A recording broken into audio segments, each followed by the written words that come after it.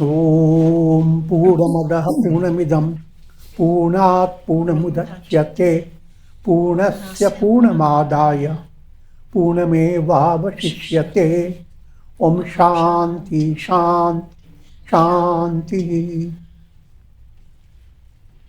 Om Vasudeva Sudam Devam Kansachanuramardanam Devki Paramanandam Krishnam Vande Jagadgurum.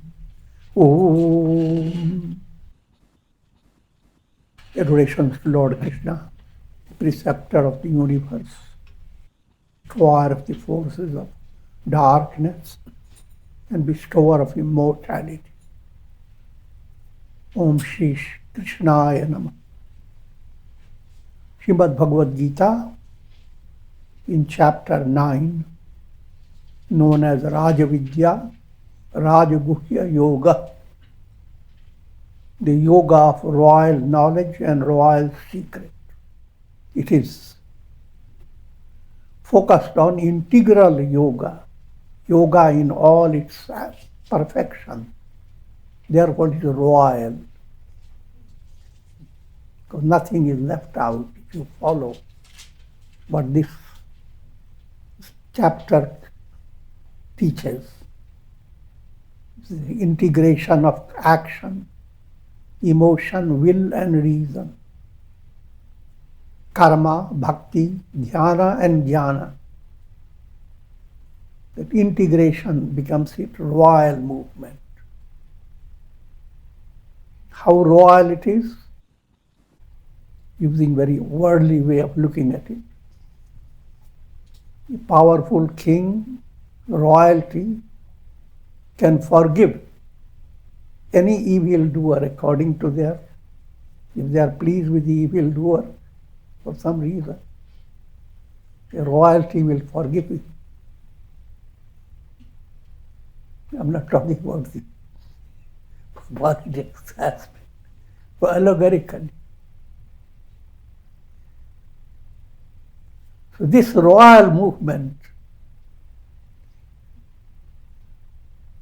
has such power that no matter how negative you are, you will be forgiven. That's the strength of royalty. You can make a poor man rich, rich man poor. That's called royalty. Remember, I'm not talking politics.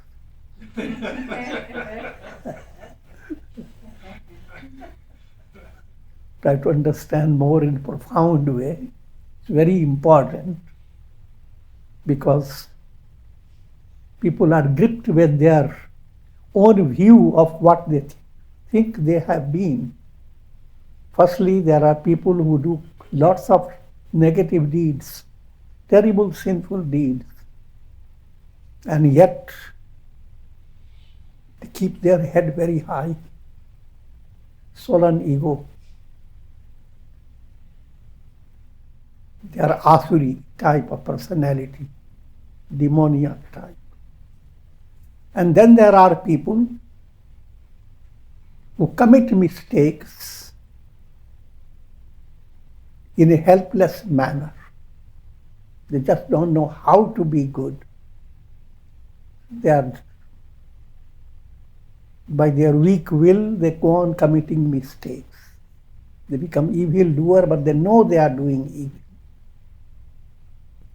And these people, if they come to a little more advanced, spiritually sensitive level, then their intention is to shake off all the evil.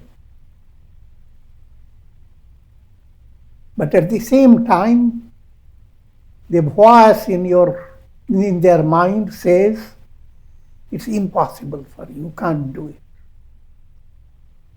The great illustration is Sage Valmiki himself. The greatest of the scriptures presented by Sage Valmiki, the author of that profound literature,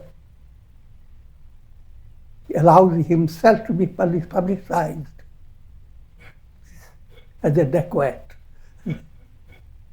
as a robber, worst of robbers.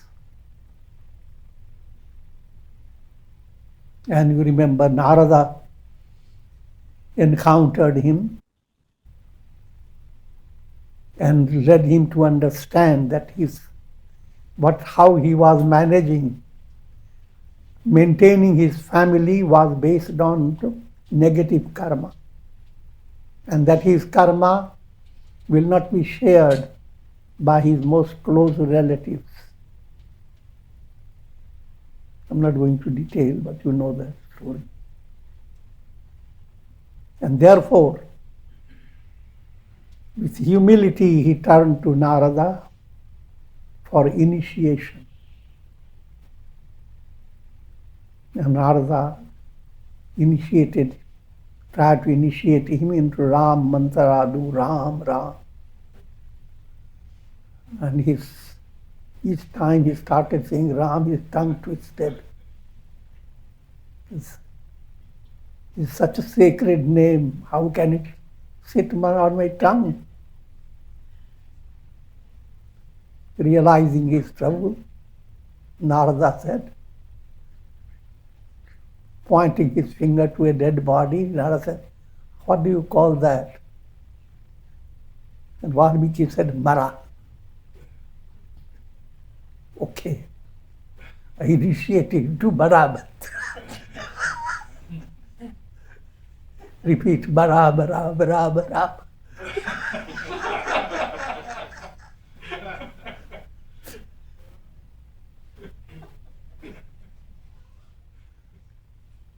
उल्टा नाम जपत जग जाना, वाल्मीकि भय ब्रह्म समाना. That ulta naam became Siddha. First started Mara Mara, but then it straightens out automatically. Ram, Ram, Ram, Ram.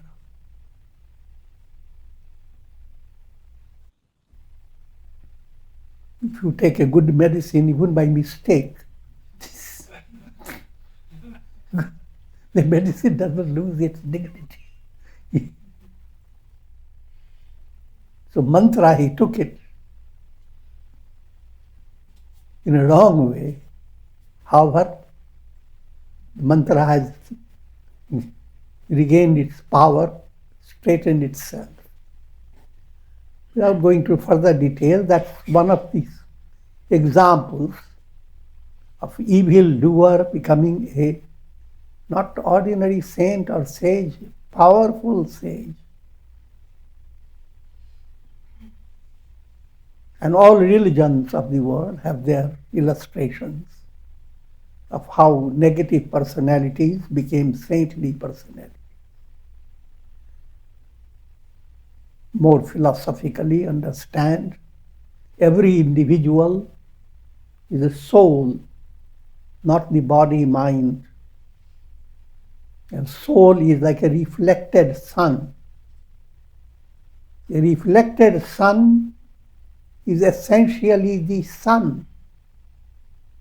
So no matter how much a reflected sun may get into evil deeds, in dirty pots, every soul has a pot in it. Some pots are good, clearer water. Some pots are very messy. But no matter how limited and tainted the personalities may be, the soul is essentially the sun, God. So, the profoundest destiny of every soul is Brahman. And that destiny of the soul, nobody can alter it. And when we speak of you are the architect of your destiny, subtle mantra is behind that statement. You First you have to figure out who are you. As long as you is not your ego. Ego-based you goes through karmic changes, good and bad, positive or negative. But all these changes are in the realm of Maya. And they are in the realm of law of karma. The same greatest statement, it simply means that you can create good karmas and change your destiny. But destiny here meaning karma-based destiny. Karma-based destiny can make you prosperous, but not forever. You will go high and low, and nothing is secure. So karma-based destiny is totally different. Profounder destiny is the ultimate, infallible reality that you realize. And that destiny for every soul is the realization, Aham Brahma. That destiny is not written by Brahma, the creator. I'm just joking, but if you make that a statement, it will be figurative. So, apichet suduracharo. No matter how durachar, how much durachar has been, durachar is evil deeds, evil way of life. Acharan, conduct in your life is called achar. Achar can be durachar, negative deeds, can be shishtachar, achar that's termed righteous deeds, that enhances your spiritual virtues. Achar is called sadachar.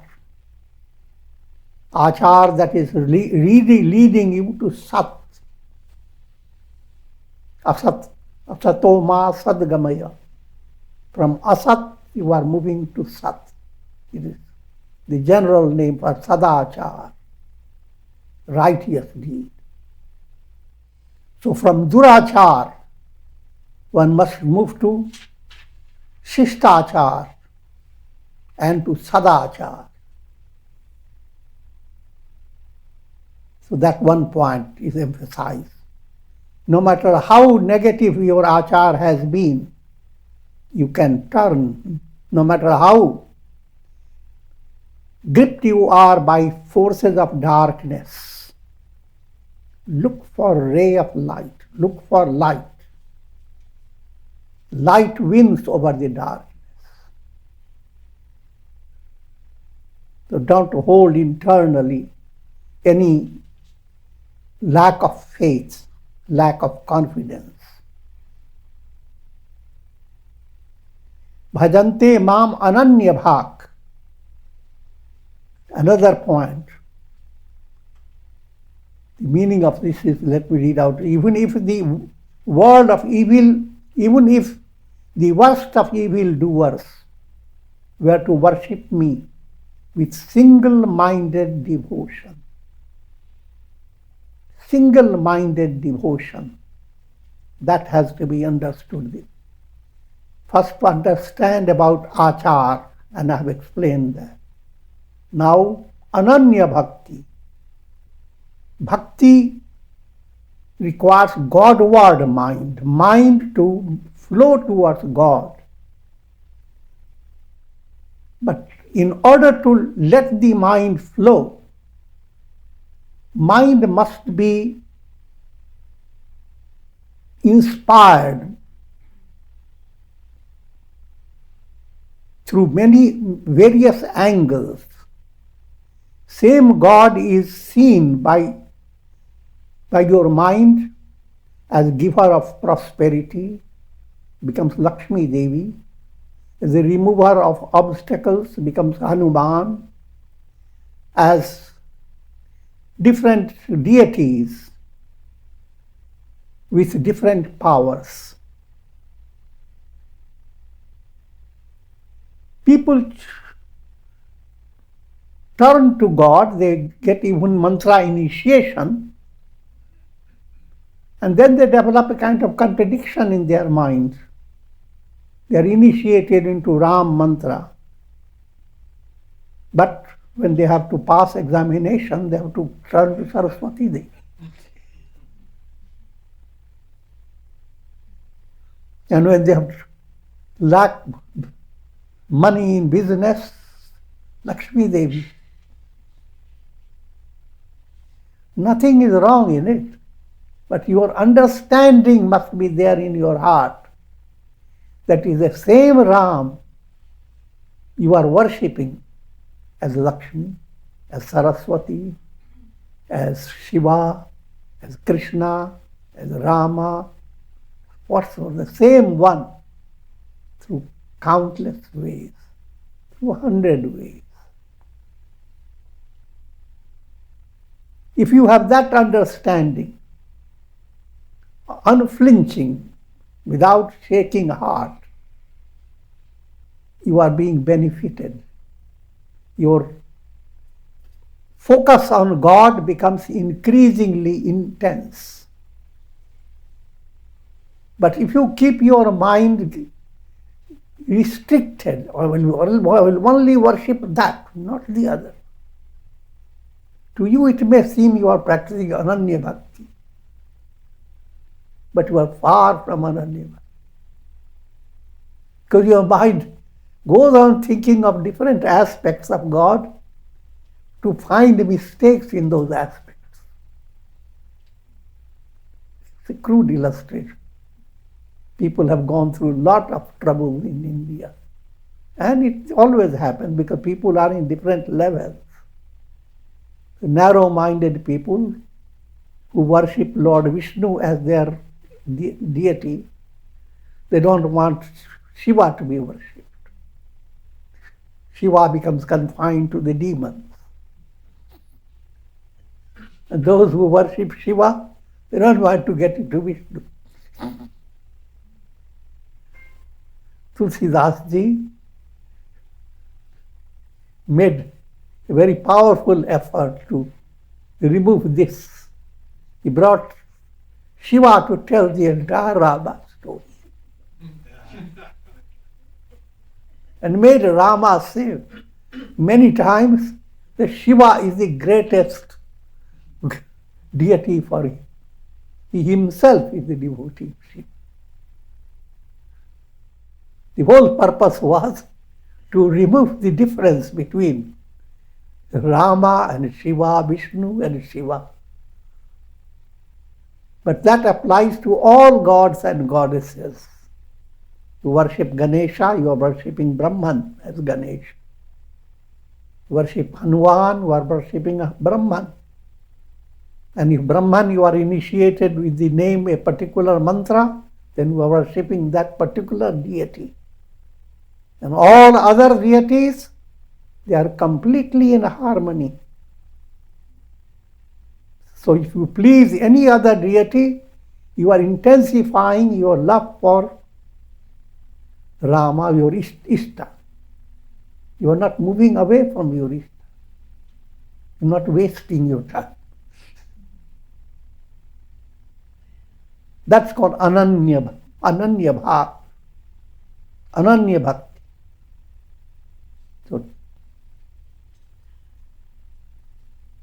sadhureva sabantabhya. Such a person is considered a righteous person. And because he has his resolve has become righteous. His resolve is to be united with God, to develop devotion to God.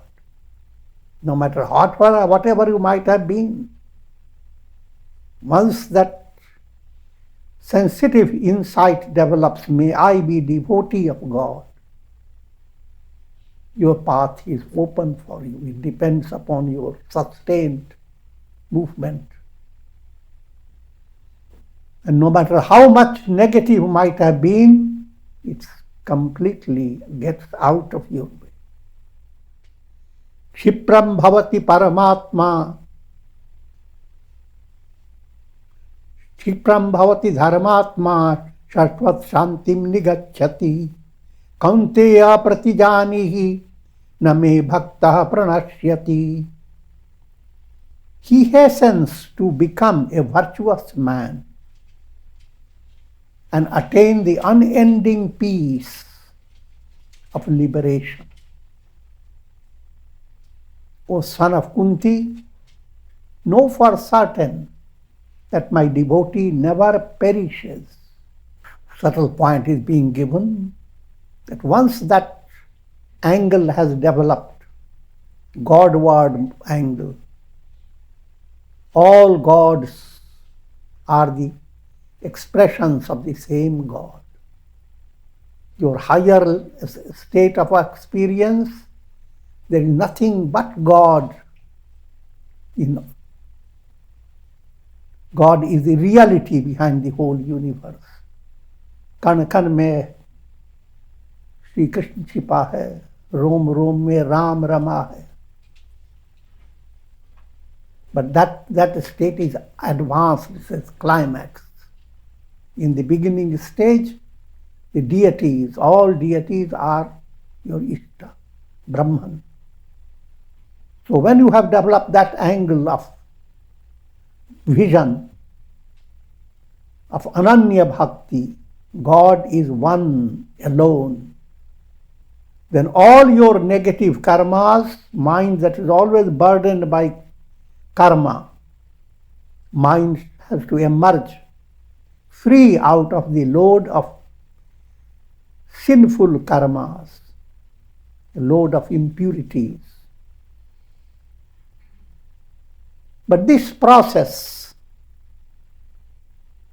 is the purpose of your life, called your purushartha, self-effort, is to be free of mala, vikshepa and avarana. Mala is gross impurity. Vikshepa is troubled mind filled with subtle inclinations of anger, hate, greed. So in order to be free, effort, righteous effort is your solution in daily life, self-effort. But as you begin your self-effort in a right way, grace begins to blend with your self-effort. And self-effort is like walking with your feet. Grace, you've been picked up, kidnapped in a positive way by a vimana, by an airplane. So Kshipram Bhavati, Kshipram accelerated quickly. He hastens to become, quickly, speeds up, to become a virtuous man. A change occurs in a personality. And that's the big message to all, no matter how you are, physically, mentally, psychologically. If you adopt right self-effort, blended with God-word practice, yoga, miracles will happen. Miracles of grace are beyond imagination. And Valmiki is the example of miracle. And there are many saints and sages who are illustrations of the miracle of grace. He hastens to become virtuous man and attain the unending peace That's called moksha, liberation. That's the goal of right self-effort, blended with grace. Where are you being led to? Moksha. Moksha is a revelation of your Swarup. Who am I? The real I am shines. The reflected sun realizes I am the sun. Therefore, all reflected suns are I am. All illuminations are I am. All this is Brahman. And darkness doesn't exist before light. The peace that you attain is supreme peace. And it transcends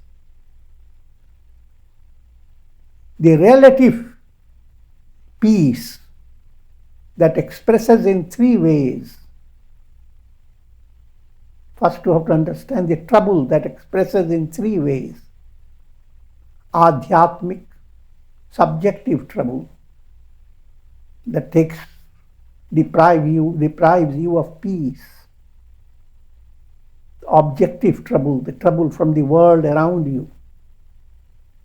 And the trouble coming from the act of God.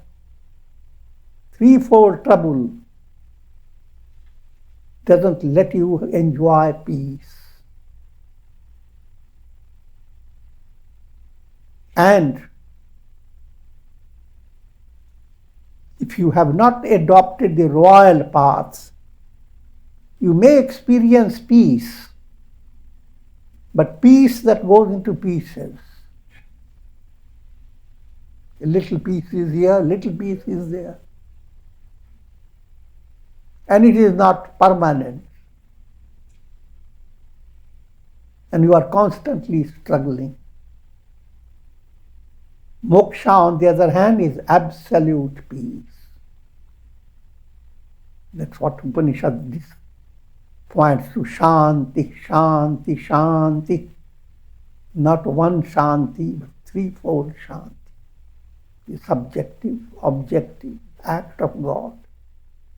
Mam hi partha vyapashritya yepi syuh papa yonaya striyo vaishyah tatha shudra tepi yanti param gatim. O Arjuna, those who take refuge in me, whether they be of sinful birth, or women, or Vaishyas, or Shudras, they are sure to attain the supreme goal. This statement, people take advantage of it.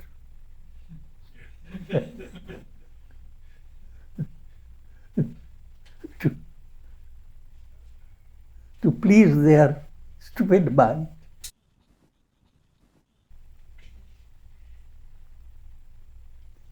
The statement is very simple and direct. All that Lord Krishna wants to impress upon you that no matter whatever may be the limitations with which you are born, whether you have lots of sins, or whether you are man or woman, or Vaishya or Shudra, no matter who you are destined to attain enlightenment. You are essentially the divine self. This is not meant to show differences between men and women. Here the women term has been used because society constantly creates a kind of a wrong culture by putting women in a subservient stage. And that scriptures points that aspect to eliminate that prejudice from the mind of people. In other words, whenever we say women also can attain enlightenment, that doesn't mean there are less.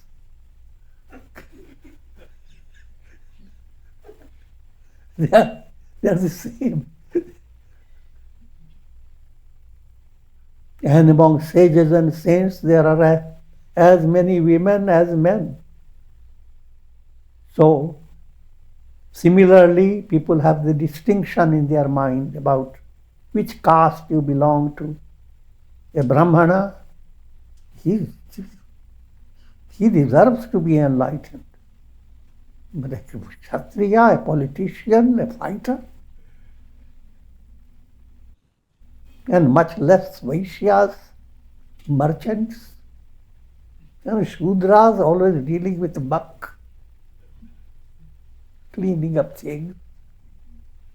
Mahatma Gandhi called them all, the Shudras, as Harijan, God's people. So that's the subtle point.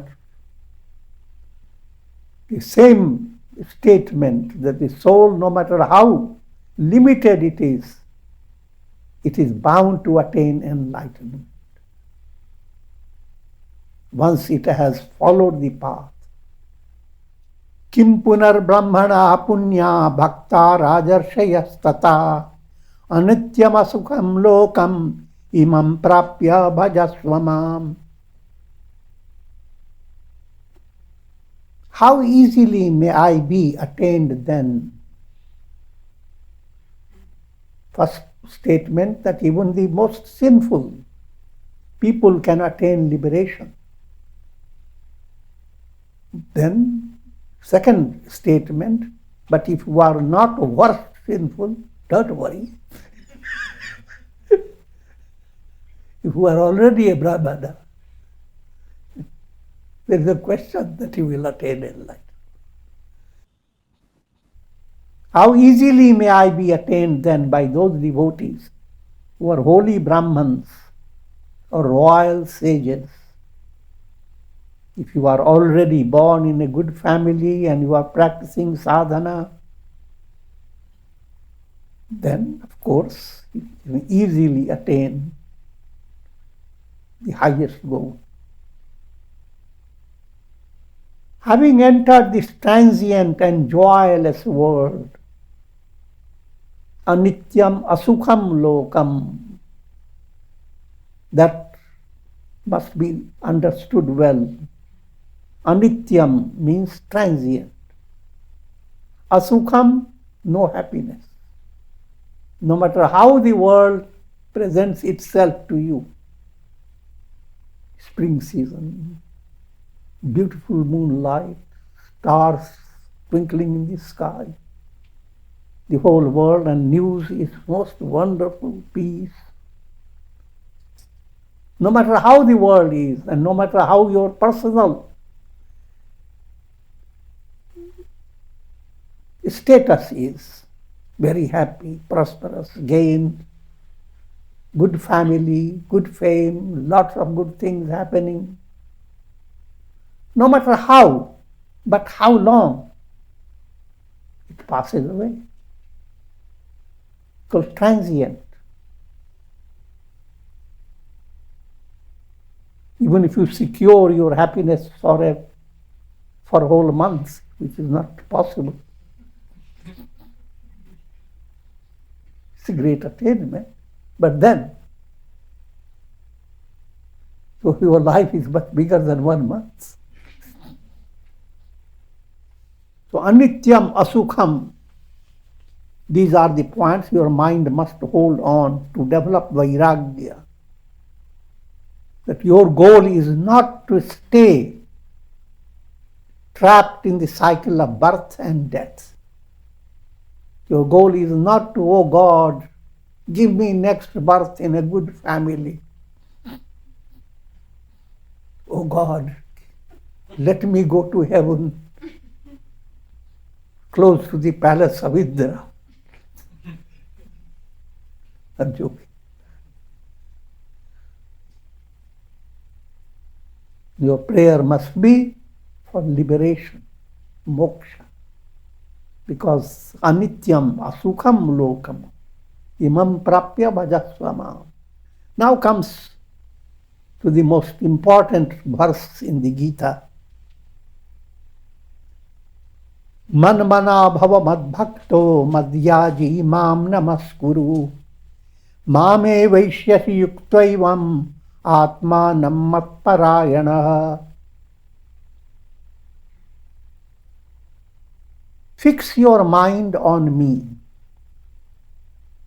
Focus your mind. Keep your mind focused. Be devoted to me. Worship me and bow down to me.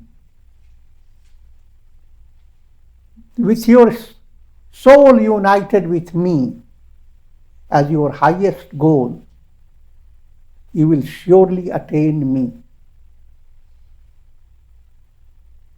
Now follow the subtle meaning. Mana mana bhava is the path of dhyana, meditation.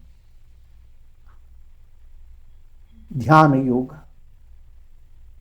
Be devoted to me is bhakti yoga, path of devotion.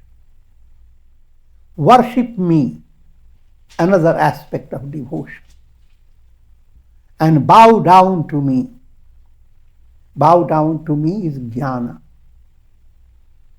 Bow down means shedding your ego, namah, neither me nor mine. Let me go back into it. It has all the 4 yogas. Manamana bhava, be devoted to me. Mad bhakto, be devotee, worship me. Dhyana is manamana bhava, mind focused on me. Mad bhakto is bhakti yoga. Madhyaji.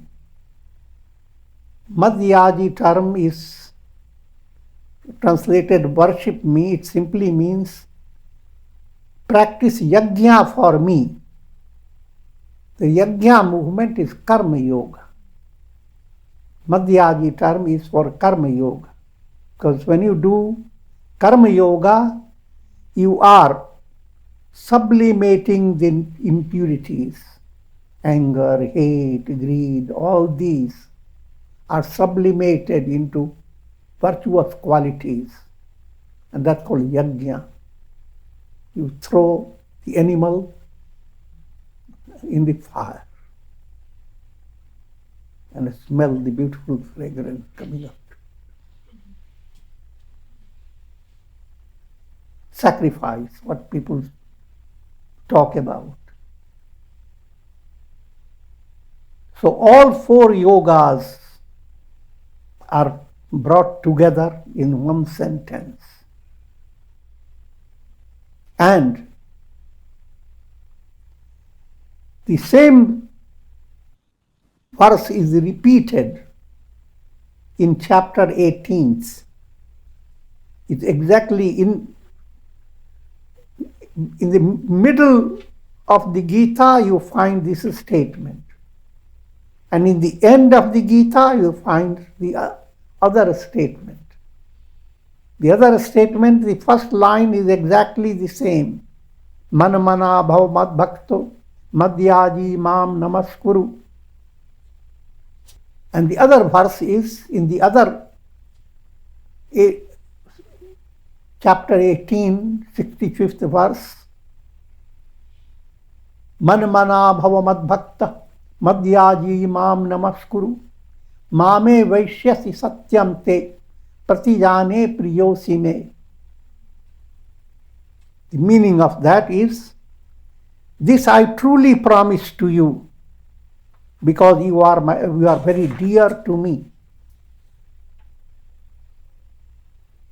First statement, with your spirit united with me as your highest goal, you will surely attain me. And the second time the repeat is the same, we ending with, this I truly promise to you because you are very dear to me, which has very similar impact. So the basic point are these words. Manamana bhava madbhakto madhyaji mam namaskuru. And it implies integral yoga practiced in daily life. And if you open your heart to understand all religions of the world, turn to the Bible, the greatest statement in the Bible. Thus thou shalt love the Lord thy God with all thy heart. That's Bhakti Yoga. With all thy soul. That's Jnana Yoga. With all thy mind. Dhyana Yoga. And thou shalt love thy neighbor as thyself. Karma Yoga. All four yogas are right there. And that's the essential teaching of the biblical wisdom. Om, thus ends this chapter. Om Tatsaditi Srimad Bhagavad Gita Upanishatsu Brahma Vidyayam Yoga Shastre Shri Krishna Arjuna Samvade Raja Vidya Raja Guhya Yogo Nama Navamodhyayah. Thus in the Upanishad of the Bhagavad Gita, the knowledge of the Supreme Brahman, the scripture of yoga, the dialogue between Sri Krishna and Arjuna, ends the 9th chapter called Raja Vidya Raja Guhya Yoga. And this tradition, we never end up a talk at the end of a chapter, but at least bring one verse from the other chapter. The next chapter is called Vibhuti Yoga. How to see glory of God manifesting everywhere. Your practice of japa is facilitated by nature. Everything that you see is giving you, reminding you, God is in this lizard, God is in this squirrel, God is in peacock wings. Anything that strikes your mind, beautiful flower. You begin with majestic things that elevate your mind, remind you of God's presence, and gradually lead your mind to understand there is nothing which is not permeated by God. So Vibhuti Yoga is a powerful chapter with profound lessons. Sri Bhagavan Uvacha Bhuye eva mahabhavo shinu me paramam vachaha yatteham priyamanaya vakshyami hita kamyaya.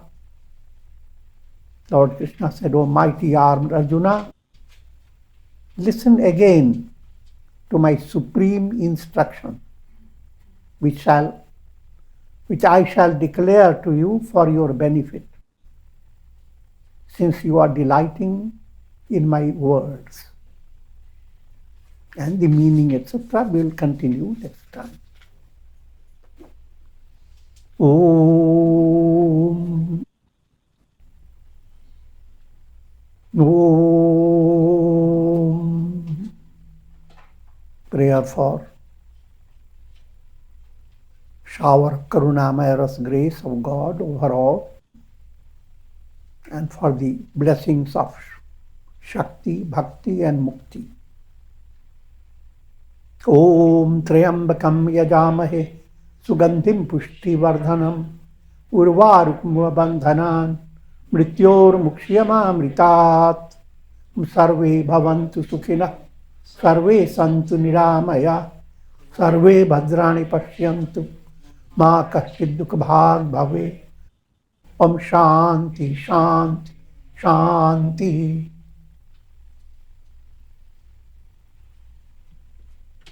Hari Om.